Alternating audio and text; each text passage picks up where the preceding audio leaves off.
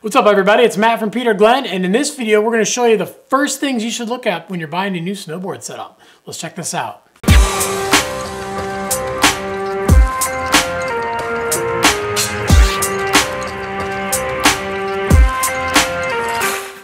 So obviously on peterglenn.com we got a lot of boards, boots, and bindings to choose from, but it's always good to have a place to kind of start and really start to narrow it down. When you do see all of the stuff on there, it can be a little overwhelming, but it's honestly very, very easy to kind of pare these things down and get you into just a few different boards, boots, and bindings to choose from. So the first thing to look at is your skill level. Where do you sit? Are you just learning to snowboard? Did you just learn how to snowboard? Are you really starting to link turns and hit the park and do some jumps and stuff? Or are you just riding super fast and super hard all day long? So big differences from beginner to intermediate to advanced boards, and that can really cut out almost 2/3 of the snowboards when you do that. The next thing to look at is your style of riding. If you're a beginner, you do not have a style of riding. You're literally just trying to figure out how to snowboard and get yourself comfortable and get yourself to that point where you actually are developing a style of riding. If you're an intermediate to advanced rider, you definitely are gonna have a little bit more of a style of riding.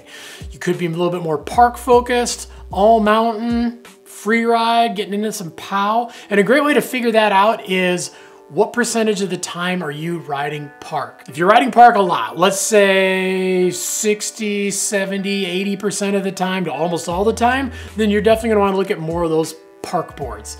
If you're kind of 50% of the time in the park to out of the park, definitely look at more of an all mountain board. And if you're looking at maybe 40 to 30% of your time or even less in the park, then a free ride board is definitely going to benefit you in the long run. And now there are some boards that definitely can kind of toe the line between some of those styles of riding. Let's say you are a park rider, but you want something that can ride all mountain, then you can kind of look at maybe some of those softer, all mountain type boards, or maybe some park boards that have a little bit more all mountain capabilities, and those 100% exist. Other side of things too, if you want an all mountain board, but you're not riding park, but maybe you're not looking for something that's in the powder, then you can kind of look at maybe an all mountain freeride board as opposed to a full on freeride board, which is gonna have some features in it that are gonna excel in the powder. You might be in an area where there really isn't any powder, and that's where those boards really come into play. And if you're looking for just a full-on POW board, you honestly probably know what you're looking for, and that's probably gonna be more of a second board than it is your main riding board. Next thing you want to look at is the prices. So price can make a big difference when it comes down to your boards, your boots, and your bindings. And obviously with your boots being your most important piece of equipment, that's what you want to spend the majority of your money on percentage-wise. Basically, if you're looking at a $300 board and you're looking at a $400 board, if you think you're going to notice a big difference between that $300 and $400 board, definitely spend the extra money on that board.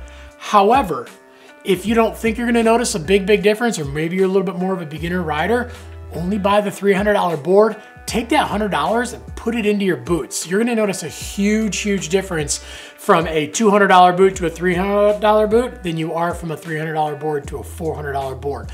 When you do spend more, you do get more. And it doesn't necessarily mean that it's better. Obviously, we look at that $300 board and that $400 board. If you're a beginner rider, you don't need a quicker reacting, snappier board. You need something nice and easy, and that's what you're gonna get out of that $300 board.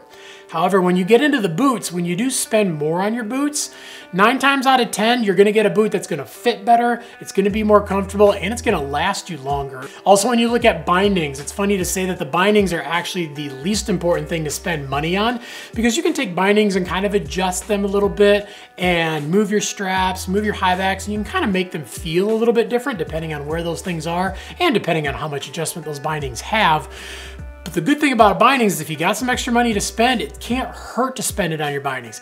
Yeah, it's the least important thing, but it's a good thing to invest in because you're probably gonna end up buying a new board and swapping your bindings over before you're gonna end up buying just new bindings. So right off the bat, those 3 things, once you narrow those down, we literally go from here to here, and that's gonna get you down into probably within 5 to 10 snowboards. And then from there, you can look at things like the profile of the board, how the board is bent, the flexes, a lot of those things. And we'll leave some link in the description down below to our videos about the profiles and the flexes, so you can kind of learn about those.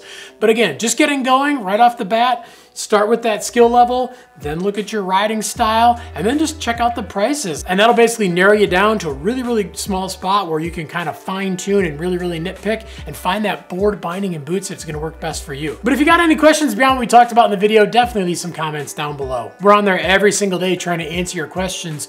We wanna make sure we can get you some rad gear, but most importantly, we wanna make sure it's actually gonna fit you and it's gonna fit your riding and skill level. Also make sure to like, subscribe, definitely get that notification bell on too so you can find out when all the new videos drop. Grab yourself a brand new board, boots, and bindings and get out and ride. Because any day of riding is a good day of riding.